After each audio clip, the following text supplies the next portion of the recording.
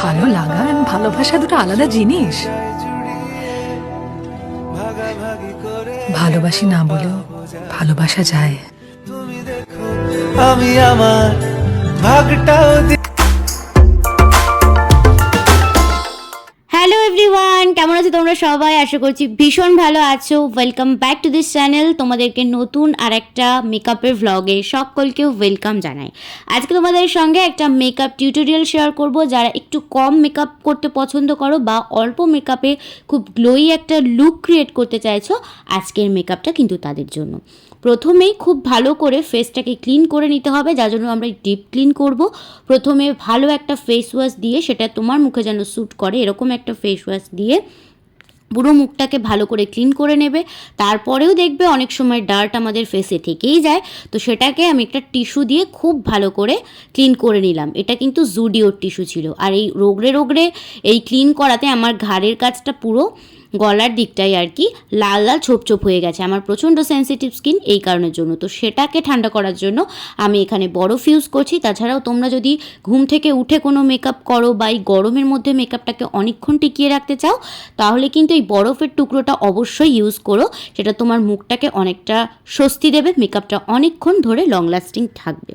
বরফ জলটা শুকিয়ে গেলে তারপরে টোনার ইউজ করব, সিরাম ইউজ করব এবং ময়শ্চারাইজার ইউজ করব। প্রত্যেকটা জিনিসই ভীষণ যেন হাইড্রেট করে স্কিনকে, এটা কিন্তু মনে রাখতে হবে।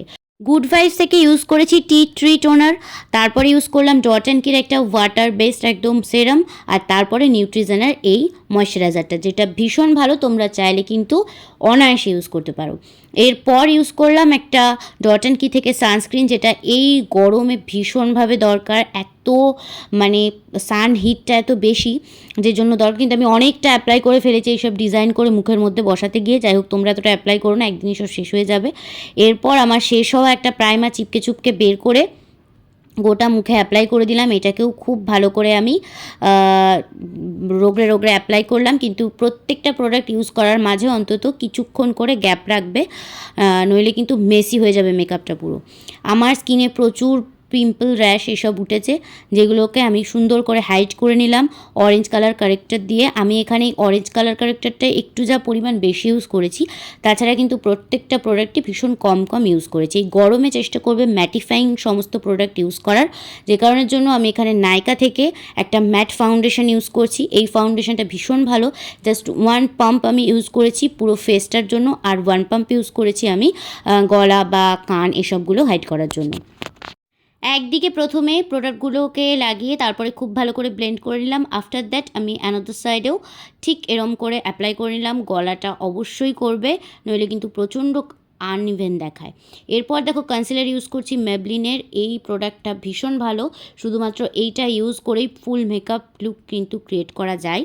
ভীষণ লাইট পরিমাণ আমি কনসিলার লাগিয়ে তার উপর টোনার অ্যাপ্লাই করে সেটাকে খুব ভালো করে ব্লেন্ড করছি। এরকম করে ব্লেন্ড করলে কিন্তু জিনিসটা ছোপ ছোপ যে সাদা সাদা ভাব, সেটা কিন্তু কনসিলারে আসবে না। এরপর লিকুইড ব্লাশ ইউজ করছি। তোমরা চাইলে লিকুইড কনসিলারও ইউজ করতে পারো, কন্ট্রোরও ইউজ করতে পারো। সবটা ভালো করে দেখো ব্লেন্ড করে নিলাম।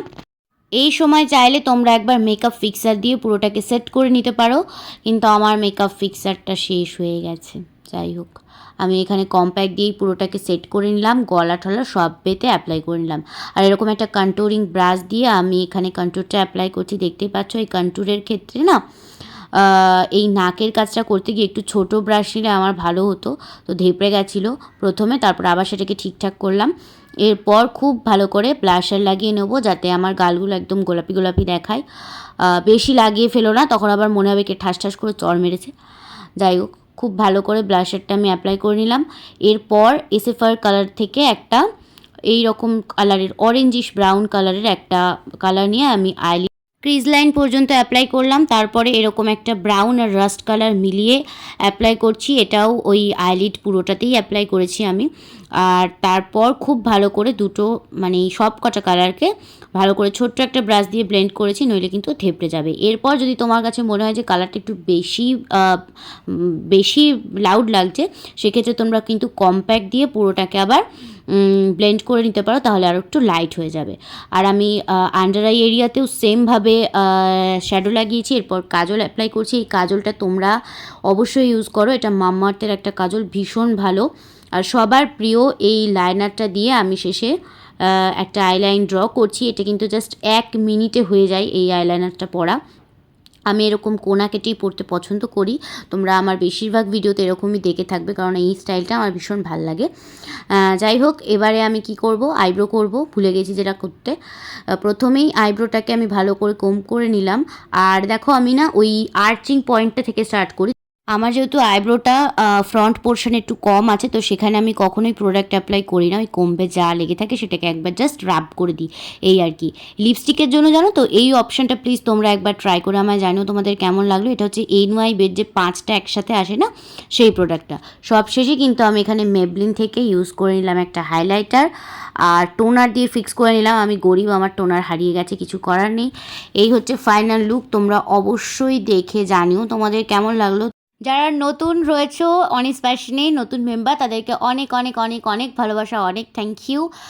তো চলো, এভাবেই জুড়ে থেকো আমার সাথে। আজকে যাই, নেক্সট কোনো পর্বে দেখা হবে, ততদিন জন্য ভালো থাকবে, বাই।